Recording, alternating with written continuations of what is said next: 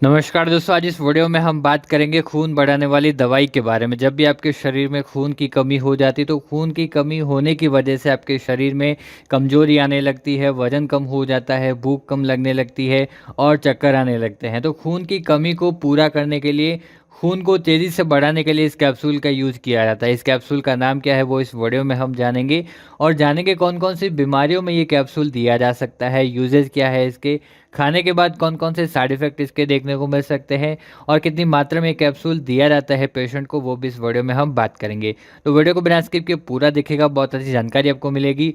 मैं हूं आपका होस्ट प्रजापति विकास, फार्मासिस्ट। चलिए बात कर लेते हैं खून बढ़ाने वाली दवाई के बारे में। और दोस्तों, ये वीडियो सिर्फ और सिर्फ एजुकेशन और नॉलेज के पर्पज़ से बनाया गया है, तो कोई भी मेडिसिन यूज़ करने से पहले आपको एक बार डॉक्टर या फार्मासिस्ट की सलाह ज़रूर लेनी है। चलिए बात कर लेते हैं खून बढ़ाने वाली दवाई के बारे में। इस कैप्सूल का नाम है डेक्सोरेंज कैप्सूल।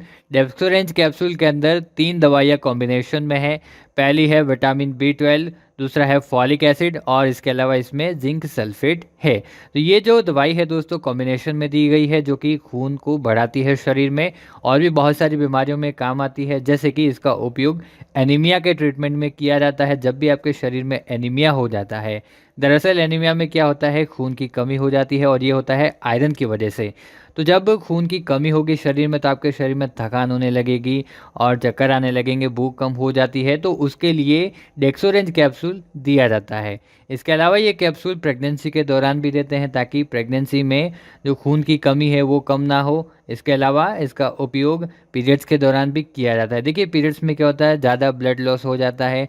अगर हैवी ब्लड लॉस हुआ है तो उसकी कमी को पूरा करने के लिए, जो खून की कमी हुई है उसको वापस रिकवर करने के लिए ये कैप्सूल दिया जा सकता है। डॉक्टर द्वारा इसको खाने की सलाह दे सकते हैं। इसके अलावा इस कैप्सूल का उपयोग मेल न्यूट्रिशन के ट्रीटमेंट में होता है, जिसको कुपोषण कहा जाता है। यानी आप खाना कम खा रहे हो या आपको भूख ही नहीं लग रही है, जो न्यूट्रिएंट्स आपके शरीर में मिलने चाहिए वो नहीं मिल रहे हैं, तो कुपोषण के कारण आपका शरीर कमज़ोर हो जाता है, भूख आपको नहीं लगती है, शरीर में कमज़ोरी आ जाती है, वज़न कम होने लगता है। तो वज़न को वापस बढ़ाने के लिए, भूख को बढ़ाने के लिए, शरीर को वापस कमज़ोरी से दूर करने के लिए, शरीर को हष्ट-पुष्ट बनाने के लिए डेक्सोरेंज कैप्सूल यूज़ किया जा सकता है।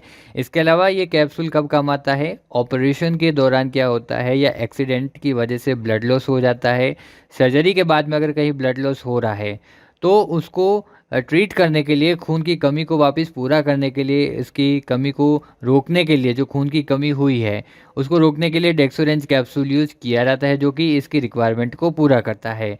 अब ये कैप्सूल और कब काम आता है, जब आपके पेट में अल्सर हो जाते हैं, पेप्टिक अल्सर जिसको कहते हैं, तो उस दौरान भी ये कैप्सूल खाने की सलाह दे सकते हैं। और अगर किसी बीमारी की वजह से, चाहे कोई सी भी बीमारी हुई हो और पेशेंट बेड पे है, किसी भी बीमारी के कारण क्या होता है कि पेशेंट के शरीर में कमजोरी आ जाती है, तो उस कमजोरी को दूर करने के लिए भी कैप्सूल दिया जा सकता है। तो इतने सारे यूजेस हैं इसके। अब बात कर लेते हैं इसके साइड इफ़ेक्ट के बारे में। वैसे तो इसके कोई ज़्यादा सीरियस साइड इफ़ेक्ट नहीं है, लेकिन कुछ ऐसे कॉमन साइड इफ़ेक्ट हैं, जैसे कि इसकी वजह से आपके नौजिया वॉमिटिंग हो सकती है। ज़्यादा पेशेंट को नहीं होता है, कुछ पेशेंट ऐसे होते हैं जिनको ये कैप्सूल खाने के बाद में नौजिया या वॉमिटिंग हो सकती है। इसके अलावा स्टूल का जो कलर है वो ब्लैक हो सकता है और कॉन्स्टिपेशन भी हो सकता है। साथ ही साथ यूरिन का जो कलर है वो चेंज होता है। देखिए, बहुत सारी ऐसी दवाइयाँ होती है जिसमें, जैसे कि मल्टीविटामिन, आप कोई भी दवाई खाते हो तो उसके कारण क्या होता है, यूरिन का कलर चेंज हो सकता है। तो ये इसका कॉमन साइड इफ़ेक्ट है। अगर इसके अलावा कोई दूसरे साइड इफ़ेक्ट आपको देखने को मिलते हैं तो आपको तुरंत डॉक्टर से सलाह लेनी है और मेडिसिन को डिसकंटिन्यू करना है। अब बात कर लेते हैं इसकी डोज़ के बारे में, कितनी मात्रा में कैप्सूल दिया जाता है पेशेंट को। तो अडल्ट्स की हम बात करें, जो अडल्ट पेशेंट है उनको एक कैप्सूल दिया जाता है खाना खाने के बाद में। या तो आप इसको सुबह ले सकते हो या फिर शाम को ले सकते हो, दोनों में से किसी एक टाइम खाना खाने के बाद में ये कैप्सूल दिया जा सकता है।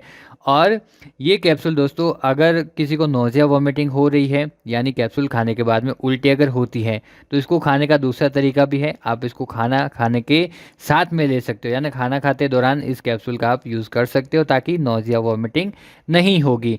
और अगर कोई पेशेंट जो सीरियस है या सीरियस कंडीशन है जिस पेशेंट की, तो उनको क्या करते हैं, एक कैप्सूल 2 टाइम देते हैं।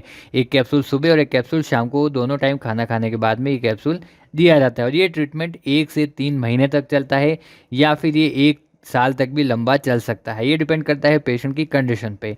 तो आई होप आपको समझ में आया होगा डोज़ वाला सेक्शन। और इस कैप्सूल का उपयोग 15 साल से कम उम्र के बच्चों के लिए नहीं किया जाता। जो 15 साल से ऊपर के बच्चे हैं, जिनकी एज ज़्यादा है 15 साल से, उनके लिए ही ये कैप्सूल यूज़ किया जाता है। और ये कैप्सूल आपको दोस्तों बिना डॉक्टर की सलाह के भी मेडिकल स्टोर पर मिल जाता है, लेकिन ज़्यादा अच्छा रहेगा आप अपने डॉक्टर की सलाह के अनुसार इसका यूज़ करें। तो आप सभी दोस्तों से मैं रिक्वेस्ट करूँगा, बिना डॉक्टर की सलाह के कोई भी मेडिसिन यूज़ नहीं करनी है। यूज़ करने से पहले एक बार डॉक्टर या फार्मासिस्ट की सलाह ज़रूर लेनी है, वरना आपकी हेल्थ के लिए डेंजर हो सकता है। तो आप सभी को पता चल गया होगा डेक्सोरेंज कैप्सूल के बारे में, कौन-कौन सी बीमारियों में काम आता है, इसके साइड इफ़ेक्ट क्या हो सकते हैं, डोज़ क्या हो सकती है।